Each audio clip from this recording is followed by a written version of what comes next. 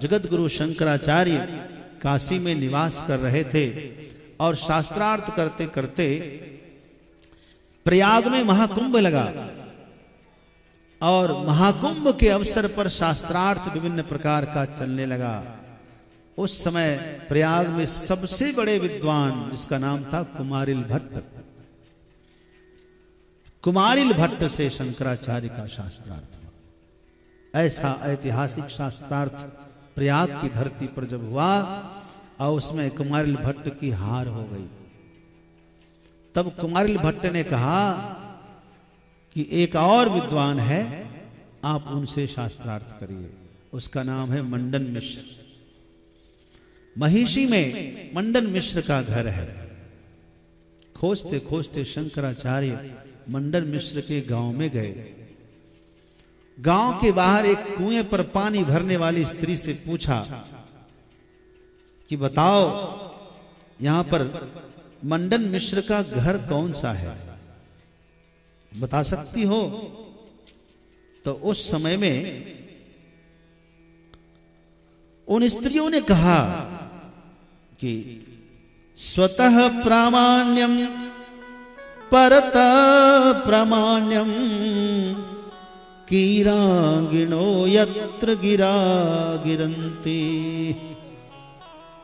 कहा कि स्वतः प्रामाण्य है कि परतः प्रामाण्य है। जहां पर जिसके घर के बाहर तोता है ना, तोता, कीर कहते तोता को, तोते भी आपस में शास्त्र की तत्व की बात करे संस्कृत में, समझ लेना वही घर जो है द्वारस्थ नीरांतर सन्निरुद्धा जानी ही तन मंडन मिश्र धाम। वही मंडन मिश्र का घर होगा जिसके घर के बाहर तोता भी संस्कृत में शास्त्रार्थ करे, चर्चा करे। तब तो शंकराचार्य होगा इतना विद्वान, जरूर दर्शन करूंगा। दर्शन की उत्कंठा जगी। आचार्य शंकर उनके घर पर पहुंच गए। कुछ ब्रह्मचारी के से पूछा, यही है? बोले हाँ यही है। गुरु जी से दर्शन कराओ। दर्शन हुआ, चर्चा हुई और शास्त्रार्थ शुरू हुआ।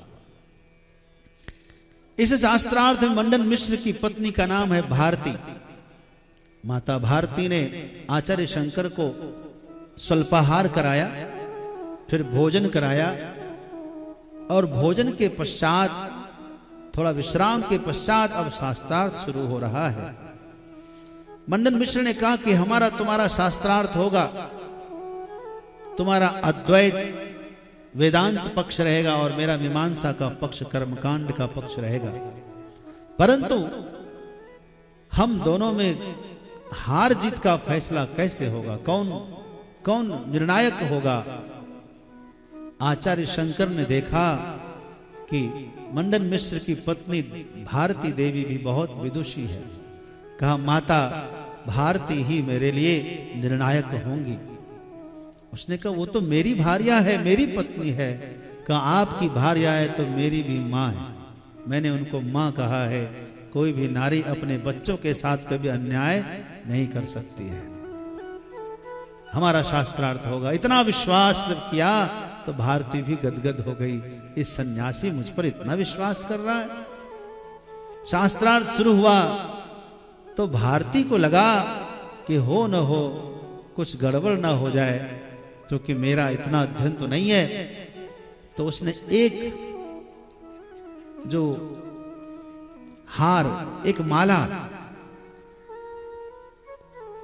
माला अपने पति के गले में पहना देती है, पारिजात पुष्पों की माला, और कहा मैं शिव जी की भक्ति करने वाली हूं, मुझे पूर्ण विश्वास है ये माला ही हमारे पति के हार और जीत को बता देगी।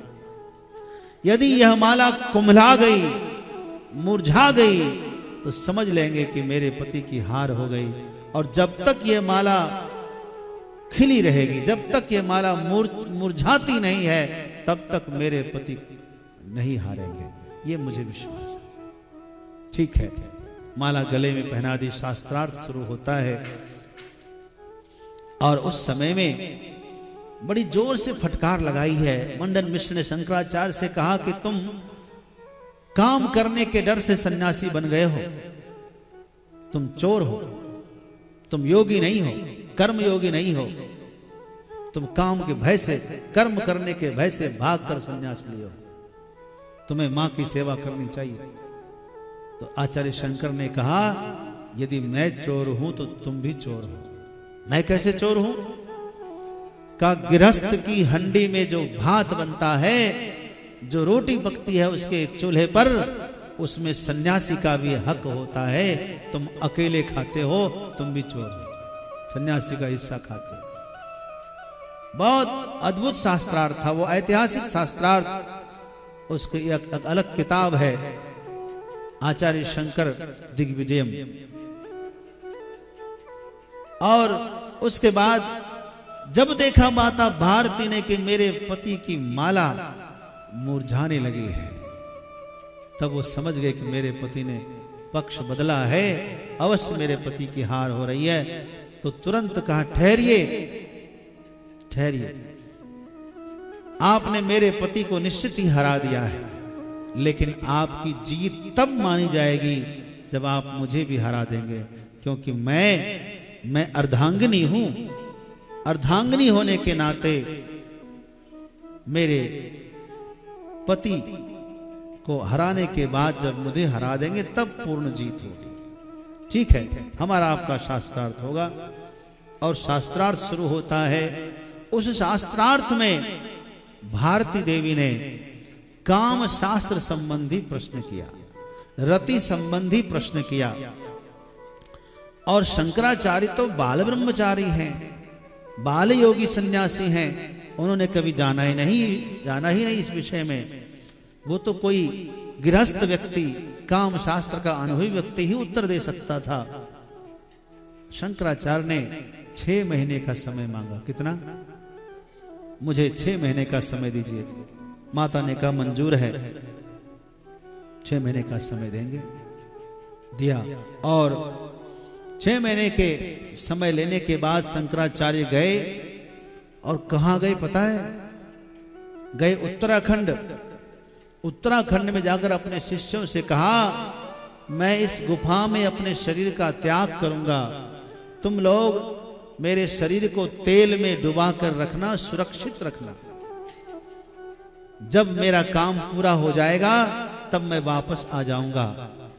लेकिन हां, एक समय बता दिया, इस समय के दरमियान यदि मैं 40 दिन में वापस नहीं आया तो तुम में से कोई व्यक्ति मेरे पास आना और मुझे मोह मुद्गर सुनाना, अर्थात चरपट पंजरिका स्तोत्र है, वो स्तोत्र सुनाना।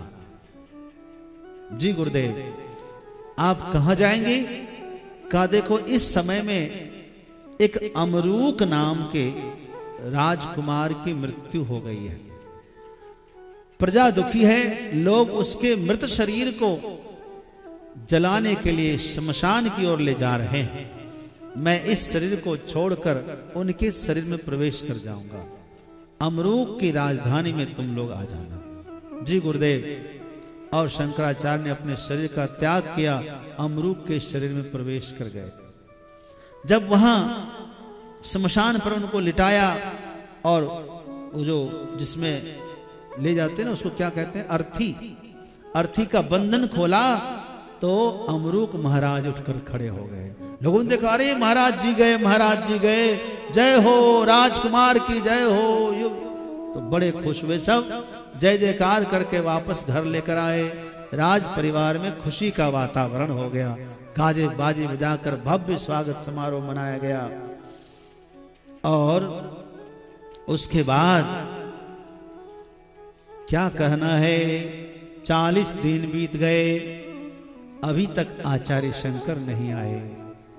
तब उनके शिष्यों को लगा कि गुरुदेव ने कहा था कि 40 दिन में यदि हम न आए तो मेरे पास आकर के मेरी एक रचना चरपट पंजरिका स्तोत्र सुनाना। आए 2 शिष्य भगवान शंकराचार्य के राज दरबार में आए। कहा कि राजन, आज हम लोग यहीं निवास करेंगे। ठीक है निवास करिए, भोजन भी करेंगे, ठीक है भोजन भी करिए। भोजन करने के बाद जब मौका एकांत का मिला तो दोनों ब्रह्मचारियों ने वह स्तोत्र गाना शुरू किया। नारीस्तन भर नाभिदेशं दृष्ट्वा मागा मोहावेशम् एतन्मांस वसादि विकारम् एतन्मांस वसादि विकारम् मनसि विचिन्तय बारंबारम् मनसि विचिन्तय बारंबारम्। स्त्री के स्तन, उन्नत स्तन, नाभि देश को देखकर मोहित मत होना, क्योंकि यह मांस मज्जा का घृणित विकार मात्र है। तू अपने मन में बारंबार चिंतन करना। बालस्तावत् क्रीडासक्तं बालस्तावत् क्रीडासक्तं तरुणस्तावत् तरुणीसक्तं तरुणस्तावत् तरुणीसक्तं। जब तक बालक रहता है खेलने में मगन रहता है, और जब जवान होता है तो तरुणी में मगन रहता है। वृद्धस्तावत्